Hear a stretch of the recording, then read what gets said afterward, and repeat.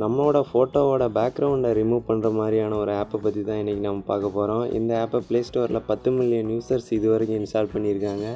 அப்புறம் 4.6 ரேட்டிங் கொடுத்துருக்காங்க. இந்த ஆப்போட சைஸ் எவ்வளோன்னு பார்த்தீங்கன்னா வெறும் 5 MB தான். இந்த ஆப்பை ஓப்பன் பண்ணோடனே லோடிய பேக்ரவுண்ட் இமேஜ்னு ஒரு ஆப்ஷன் இருக்கும். அதை கொடுத்தீங்கன்னா அவங்களோட கேலரிக்கு போகும்.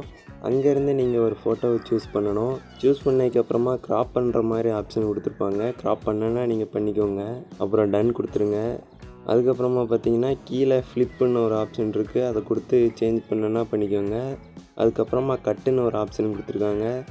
இந்த ஆப்ஷனில் தான் நம்ம பேக்ரவுண்டை எரேஸ் பண்ண போகிறோம்.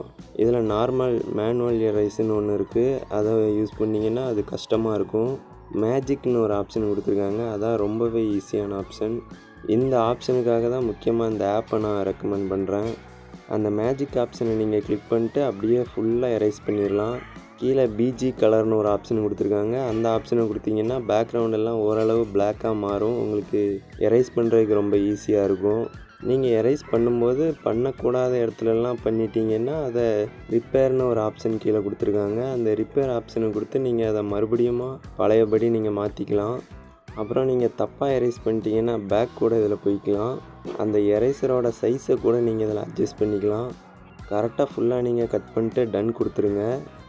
நீங்கள் டன் கொடுத்ததுக்கப்புறமா ஸ்மூத் எட்ஜுன்னு இன்னொரு ஆப்ஷன் கொடுத்துருப்பாங்க. அதில் 5 வரைக்கும் இருக்கும். அது என்னென்னா நம்ம ஃபோட்டோவை கட் பண்ணியிருப்போம், அது எட்ஜஸ் எல்லாம் ஒரு மாதிரி இருக்கும். 5ல் வச்சு நீங்கள் ஓகே கொடுத்தீங்கன்னா அந்த எட்ஜஸ் எல்லாம் கொஞ்சம் ஸ்மூத்தாக மாறிடும். ஃபோட்டோ இன்னும் கொஞ்சம் கிளாரிட்டியாக தெளிவாக இருக்கும். கம்ப்ளீட் ஆகிடுச்சு. இப்போ நீங்கள் சேவ் கொடுத்தீங்கன்னா அந்த ஃபோட்டோ சேவ் ஆகிடும். அப்படி இல்லை இது மேலே இன்னும் 2 ஃபோட்டோவை ஆட் பண்ணனாலும் பண்ணிக்கலாம். மேலே ஆட் ஃபோட்டோன்னு ஒரு ஆப்ஷன் இருக்கும். அதை கிளிக் பண்ணிங்கன்னா அவங்களோட கேலரி வரும். அதுலேருந்து ஒரு ஃபோட்டோவை சூஸ் பண்ணிக்கோங்க. அதை எடுத்து இந்த ஃபோட்டோவுக்கு மேலே எங்கே வைக்கணுமோ அங்கே வச்சுக்கோங்க. அந்த ஃபோட்டோவோட பேக்ரவுண்டை ரிமூவ் பண்ணனால கீழே கட்டுங்கிற ஆப்ஷனில் போய்ட்டு ரிமூவ் பண்ணிக்கோங்க. நான் 2 ஃபோட்டோவை இம்போர்ட் பண்ணுறேன். அந்த 2 ஃபோட்டோவில் எது ஃப்ரண்ட்டில் இருக்கணும்னு கூட நீங்கள் சூஸ் பண்ணிக்கலாம். சைடில் வந்து நம்ம எத்தனை ஃபோட்டோ வச்சுருக்கோன்னு காட்டும். அதை நீங்கள் ட்ராக் பண்ணி மேலேயும் கீழேயுமா இழுத்துக்கலாம். அப்புறமா கீழே கலர்னு ஒரு ஆப்ஷன் கொடுத்துருக்காங்க. அதில் வந்து உங்களோட ஃபோட்டோவை நீங்கள் ப்ளர் பண்ணிக்கலாம், ஒப்பாசிட்டியை குறைச்சிக்கலாம், கலர் சேஞ்ச் பண்ணிக்கலாம், பிரைட்னஸ் அட்ஜஸ்ட் பண்ணிக்கலாம். இந்த மாதிரி டிஃப்ரெண்ட்டான ஆப்ஷன்ஸ் நிறையா கொடுத்துருக்காங்க. அதெல்லாம் கண்டிப்பாக யூஸ் பண்ணி பாருங்கள். இப்போ நான் இந்த ஃபோட்டோவை வந்து சேவ் பண்ணிக்கிறேன். இந்த ஃபோட்டோ வந்து என்னோடய கேலரியில் நான் ஓப்பன் பண்ணி காட்டுறேன். ரொம்பவே கிளியராக இருக்குது.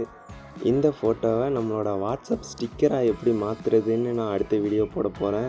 அந்த வீடியோவை நீங்கள் கண்டிப்பாக பார்க்கணுன்னு நினச்சிங்கன்னா நம்ம சேனலை இப்போவே சப்ஸ்கிரைப் பண்ணுங்கள். அடுத்ததாக வாட்ஸ்அப் ஸ்டிக்கர் எப்படி மேக் பண்ணுறதுங்கிற வீடியோவோட வரேன். நன்றி, வணக்கம்.